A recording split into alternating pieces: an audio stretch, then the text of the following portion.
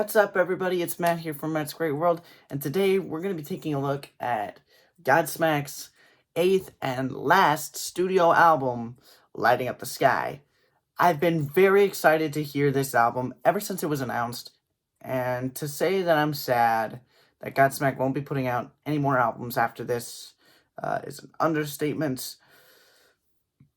I'm a fan of what Godsmack has done with this album and their last album, and I've heard a few of their other older songs, and I do enjoy it. And if this record is as good as I've heard it is, then it's the send-off that Godsmack deserves. And I'm really excited to get into it with all of you. So let's waste no more time and get started. So the album starts off with a track called You and I. And You and I is the second single off of the album, and I already reviewed this track in a different video along with the lead single, Surrender, which we'll talk about in a moment. But I'll summarize my thoughts here. Sully Erna is just belting out these great lyrics and sounds very melodic in the chorus. It's the track that starts off the story of the album, and it talks about finding someone or something that you just absolutely love. And it's something that you want to hold on to for the rest of your life. The guitars, drums, bass all sound extraordinary on this track, and it's a great opening to the album. And it's 5 minutes and 16 seconds long, so it's kind of on the longer side. When I first listened to it, the guitar, once we got to the guitar solo part, excuse me,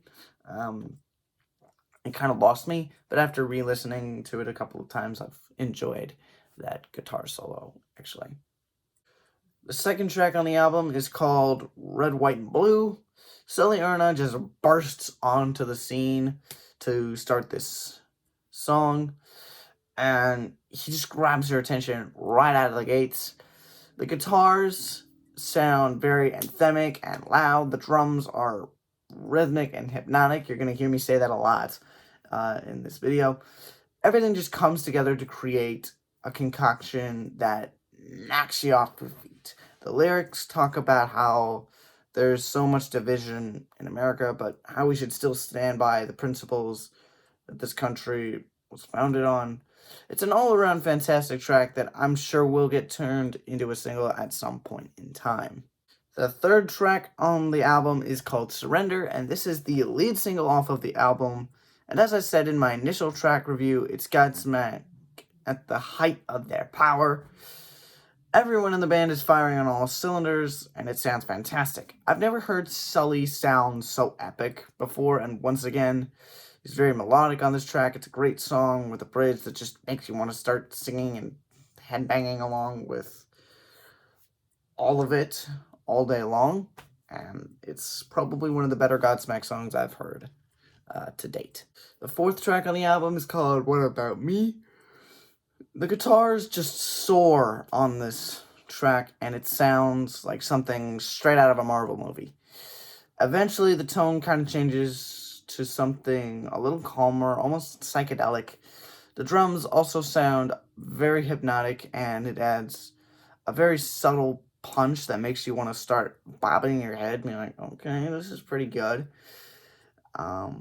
The lyrics are about looking back and thinking about everything you've sacrificed to get where you are, and you start thinking about all the changes you made along the way, and you wonder to yourself, with all the sacrifices and all the changes for this cause that you've chased, you start to think about yourself and your self-interests.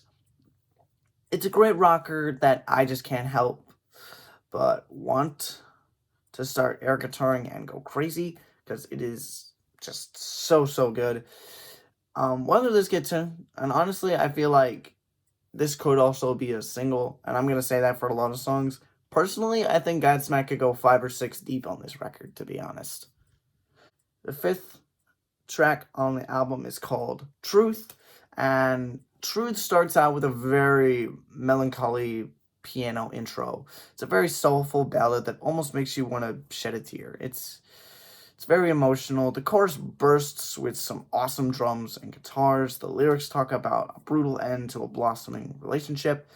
The bridge of the song focuses on the piano once again, and the final chorus has just some huge soaring guitars in the background. It's very cinematic. The ballad, this is probably the most cinematic song I've ever heard from Godsmack, and there's nothing more you can really say about that. If you want to really get a scope of what I'm saying, go listen to it, because it is awesome. The 6th track on the album is called Hell's Not Dead. And Hell's Not Dead starts out with an awesome guitar riff that just makes you want to start jumping. The drums are just pounding away, and they sound awesome. The lyrics talk about how the hell that we all go through at different times in our lives sometimes just won't go away, even when we think it will. The bridge has an amazing guitar solo that sounds like it was just born to be played at the Super Bowl. The final chorus is just loud, epic. Sully's vocals are soaring all over the place, and the whole thing Sully just shoves the whole thing straight down your throat in that last chorus, and it's mind-blowing how cinematic it feels. Like, it's a masterpiece, to be honest. The 7th track on the album is called Soul on Fire, and Soul on Fire is also the 3rd single off of the album. Soul on Fire is just about as rock and roll as it can get. You've got an amazing guitar riff. You've got epically loud drums. You got cool bass that just is really groovy. And you got Sully's vocals that just sound so amazing and clear. Honestly, this is probably Sully Erna's best vocal performance, maybe of his entire career. The lyrics talk about how you want what you lost so desperately, and you're willing to go to the ends of the earth, maybe even to set your soul on fire to get it back. The bridge has the best guitar solo I've heard in years. If you've ever wondered what an electric guitar should sound like, that's what it should sound like. And this is honestly the best song on the album by far at this point. The 8th track on the album is called Let's Go. And Let's Go just starts off with guitars that shred right into your skin like razor blades, and they just refuse to let go. I know I sound like a broken record, but the drums just are awesome and very rhythmic and just in a way kind of hypnotic. They just draw you in. I don't know how Shannon Larkin's able to do that, but he is such an underrated drummer in the industry. Gotta give him mad props. He did a great job on this record. The lyrics kind of talk about all the years you've lived, all the places you've been, and it's about admitting that you're close to the end of the journey. The drums in the bridge, just, again, they sound very tribal and hypnotic. Same with the guitars in a weird way. And it almost sounded like they borrowed from Slipknot with some kind of weird turntable sound almost in the bridge. It was kind of weird, but I liked it. And the guitar solo before the final chorus sounds so good that it just cannot be ignored. This track is 5 minutes and 40 seconds long, but its length does nothing to hurt it. If anything, it makes it that much more special. The 9th track on the album is called Best of Times, and boy oh boy, this is probably my favorite song on the entire album, and it shows off the more cinematic side to Godsmack, but also their humility. In particular, Sully Erna and his humility and his emotions towards the rest of the guys he's in a band with. And I'll talk more about that in a second. But the guitars are just very rhythmic and anthemic, and they lure you in and just force you to listen. And the lyrics kind of talk about Sully Erna's appreciation for the other members of the band, thanking them for allowing them to lead him, even when he just wasn't in the best of places, didn't know what he was doing, and was just still trying to figure everything out as a young man. It's Sully's love letter to the rest of the guys he's in a band with, and it's just so big, it's cinematic, it's emotional, it's one big tearjerker, to be honest. And I gotta give a standing ovation to this track, and if I ever get to see Godsmack live, I hope they play this song. They probably won't unless it becomes a single, which I do think they might make it a single. So, who knows? The 10th track on the album is called Growing Old, and this song starts out with a distorted acoustic guitar that draws you in alongside Sally Erna's hypnotic voice. I have no idea where they got the idea to distort an acoustic guitar. I've never heard anyone do that before. Sounded awesome. It's a much more mellow song than what Godsmack is known for, but it's such a good tune, and it's one that you could just like sit on your couch and just listen to it, and it's just so relaxing, to be honest. And the lyrics talk about how it's hard to be there for someone when you're gone all the time. It talks about all the moments that you miss when you're away from home. It's a very emotional song, to say the least. It's probably it's up there, like top. It's in the top 3 best songs on this album. Probably number 2, right behind "Soul on Fire," in my opinion. Okay, the moment we've all been waiting for. It's the title track, the 11th song on the album, "Lighting Up the Sky." It's probably one of the coolest closers I've ever heard. The guitars just kind of start out kind of quiet, but then they slowly get louder and louder and louder, and it's almost like you've arrived at the biggest moment of your life. I know I've used the word cinematic a lot in this review to describe this album, but I just can't help but use the word to describe this song. It is the most cinematic rock song I've ever heard. The lyrics talk about Sully's perspective on his life, and wondering what he could have done differently, what advice would he have given to his younger self. And the reason I know that is because he's explicitly said that in a lot of interviews. I've been watching a lot of them lately. And the final chorus has some just, again, soaring guitars, and it even includes a little snippet from the beginning of their first album,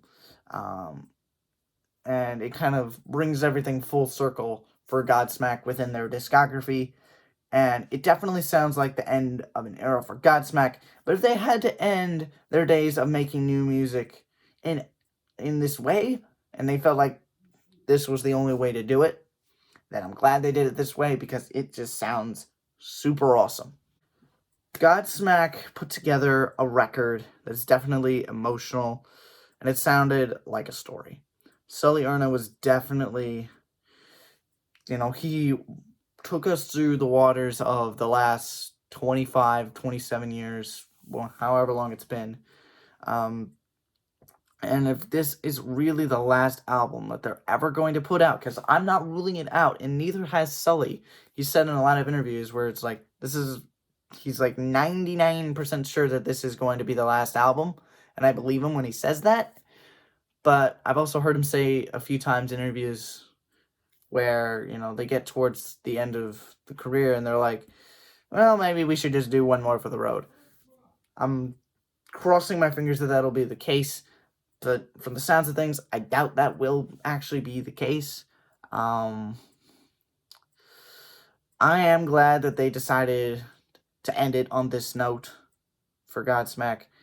And at least in terms of new music, they've closed this chapter on their career. And honestly, I think it's time we should celebrate their career, because they've never really had a bad album that didn't do well. And this album, I think, is going to do really, really well. And we should just be celebrating the fact that they've given us all this amazing music over the last almost 30 years. And now, I do want to say that Godsmack isn't retiring by any means. I know I said that earlier, but I just want to reiterate that. they're not going to be going on any farewell tour or anything like that. They will continue to tour in the future, but they will be putting together, like I said, a greatest hits type show for the fans to honor their career and honor the fans. And I think we should do the same thing for them. We should totally let them know how much we appreciate the music and all the good times they've given us over the last almost 30 years. And I'm very, very grateful to them for not only this album, but the last record they put out, When Legends Rise, that really helped me in a lot of different ways. They want to honor their career and their accomplishments going forward, and I'm all for it. I hope to see them live at some point before they ride off into the sunset for good, so I will definitely be keeping an eye out for when they announce future tour dates, and I'm excited. But that's all I have to say for that piece of this outro, and it's time to give my ranking of the album, and I can't give this anything else but a 10 out of 10. You can't give it any other ranking than that. So, now that I've gotten all of that out of the way, thank you all so much for watching this video. I know I sounded like a broken record, and I was repeating myself a lot, but there was very few other ways to actually describe this album, and I got a kick out of listening to it. So if you not only enjoyed this video, but also really like the album, hit the like button on this video. Share it with your friends and family, colleagues, acquaintances, whoever. If you think they're gonna like this video, share it with them. Let's grow this community together. I want to hear your opinions about Lighting Up the Sky in the comments, so, type them down below. Let me know what you thought of the album. Did you like it? Did you not like it? Let me know. And lastly, if you want to stay up to date on all my future content, subscribe to the channel so you do not miss an upcoming video. I've got a lot of fun stuff coming in the near future. But I'm going to wrap up here. This outro is getting way too long. So, as always, stay safe, stay warm, stay happy. And it's never goodbye. It's just till next time. Alright, guys. I'll see you all on Wednesday.